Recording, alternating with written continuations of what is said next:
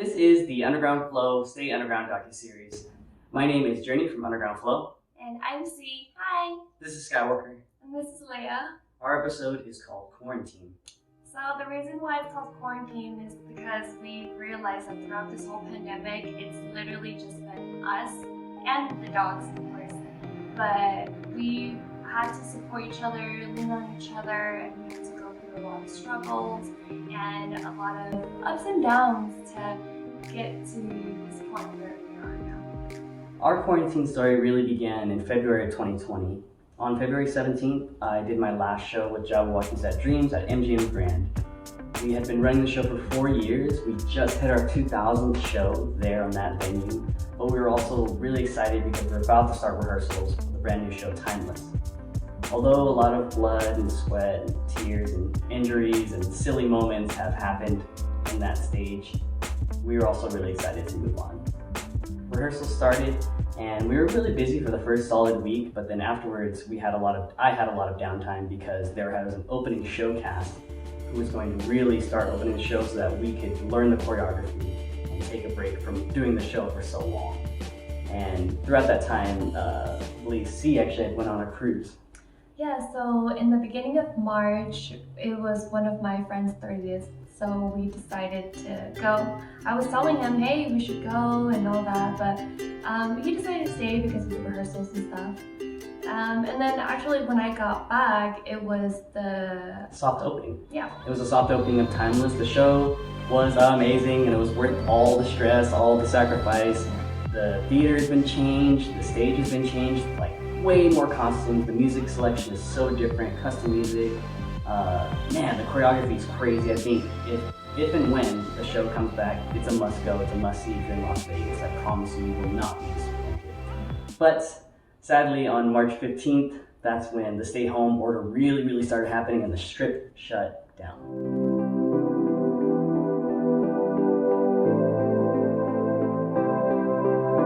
Our stay-at-home order really kicked off and we began to quarantine ourselves from everybody. From grocery shopping, with wearing our masks and walking around staying away from everybody, 6 feet apart, sanitizing our food. Yeah, but if it was only for a couple of weeks or maybe like 2 or 3 months, like it's honestly not that bad at all. Yeah, and we didn't get sick so far, so yeah. We're hoping that worked. With that being said, I actually bought a Bowflex. Because I knew I was going to have a lot of free time, and I already had some equipment. We had a treadmill, we have a base block stand, we have some dumbbells and stuff like that, but I really wanted to take advantage of the quarantine and get fit, stay underground and come out stronger. I'm actually on day 55 right now. I'm up from 126 pounds when I was doing the show to 140 pounds. All lean muscle, I've been doing weight gainers, healthy fats, and it's been real good. It's been real fun. I got her to work out with me for this. Yeah, he's been screaming at me like, do squats and don't give up. You can do it. Yeah. That's teamwork that we've Cool. been doing, But I think it's been for the better. But for the most part, we have been staying home. Yeah. The only other thing we've been doing is taking the dogs outside for little walks. Yeah. So we've just been taking them outside, walking around our neighborhood. And they actually built a new dog park that's right around the corner from us. And we've been taking them there. Like, we actually had a little mini reunion with their puppies, Cooper and Gray. So that was really fun too. And on top of that, it was Skywalker's birthday on May 17th and he just turned 5. He's a baby. I got him a little cupcake and stuff like that. It was good. It was real fun for him. Yeah. And we actually through this pandemic, we hit our 9-year anniversary of being together on April 19th. And that was really cool. It was pretty much just us staying at home. Yeah, we didn't do anything, but But sadly, the next day I got a call from my mom because my younger brother had been hit by a car when he was crossing the street in Sacramento. And it was a very serious injury. He had a skull fracture in the back of his neck and I believe up here. And he had 104 staples all on top of his head. He had to get brain surgery, and he was bedridden pretty much. And video chatting with him was good, messaging him, calling him, but at the same time we couldn't visit him. My sister couldn't visit him, my mom couldn't visit him until about 2 weeks later, so he was alone the entire time. And with that being said, once we began talking to him more often, daily, we realized that maybe we should go home. So we decided to drive back home, back to Sacramento, and we stayed with his sister, Frankie. Usually we stay with his grandparents, but because they're much older, we didn't want to take any risks, we didn't want to take any chances because of that.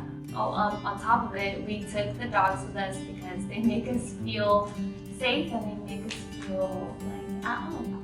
The drive was like really interesting because I've done that drive so many times, and there was no one on the road. Yeah.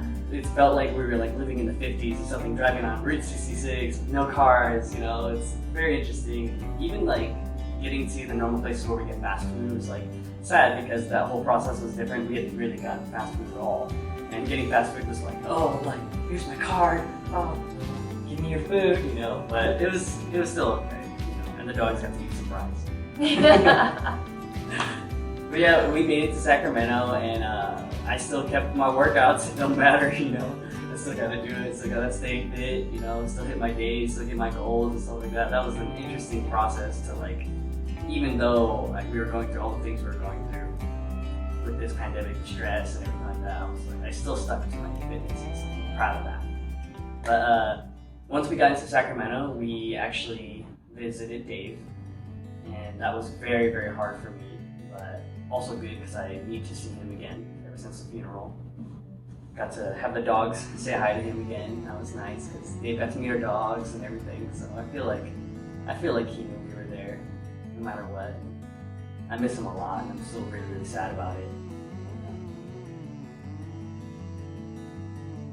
Yeah, and then after we visited Dave, we also visited my brother. And I had my little moment with my brother, and it's always nice for that too. So whenever we go home, we always make sure we visit any of our loved ones who are here or gone, because it's important and it matters.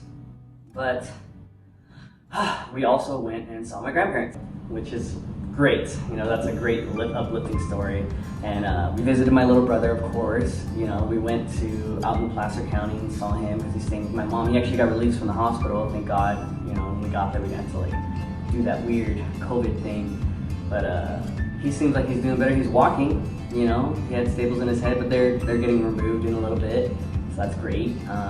And I actually picked up Evelette, and my brother Lance flew in all the way from Maryland to do the same thing, basically.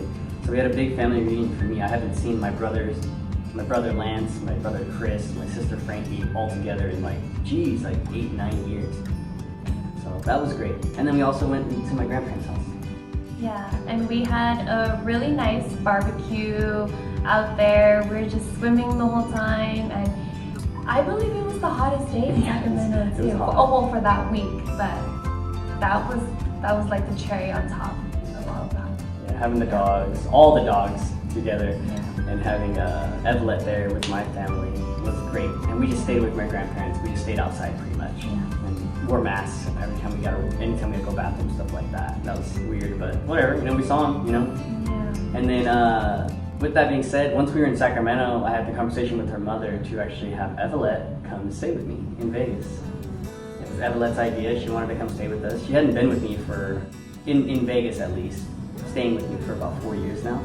So it was a huge, huge deal for me. It's something that I've been working towards forever. You know, this is pretty much the only reason why I work so hard and why I save my money is because I know I have a child and I want to have her have a home to, you know, be in and live in and have things so I could take care of her and so that we could have a family one day and have the same thing. But yeah, and it's been pretty cool so far. Honestly, like having Evelette here has been like, it makes this quarantine kind of feel like a vacation now. And we have been hanging out a lot out here, having a good time playing a lot of Minecraft, you know. Dancing a little bit, working out together, see my family out here in Vegas, see my cousins and stuff. That's been great. I'm just very, very blessed that I have been alive this long to see today finally happen. You know, my daughter's 10 years old, you know, and it's great to know that I have a great relationship with her, that I can have her come stay with me and feel loved, and that I didn't step away from her ever, you know, that I still made an effort to maintain a relationship with her. Okay. So this pandemic has taught us a lot, or taught me a lot about just being patient, and even though there are things in the unknown, it's okay that it's unknown, you know, because sometimes you just have to go with the flow, and you just have to be okay with like living moment by moment. And that's something that's really hard for me, because I think ahead. I think really ahead, and he knows how I am about that. But yeah, it's taught me a lot about myself, and it's made me grow a lot too, and to enjoy this time, because I don't think we're ever gonna really have anything like this again. So yeah, this time has been a real blessing for me too. You know, it's been a time of setting a goal and finishing it, and finding out that although you want to try to control your life and make it the way it is, you know, sometimes things just don't end up the way you want it to be. You know, we plan ahead so hard, we work so hard, we put so many things in place to try to make so that everything will end up perfect. But God or Thor or Odin always like, blow, too bad, you know, here's some corona.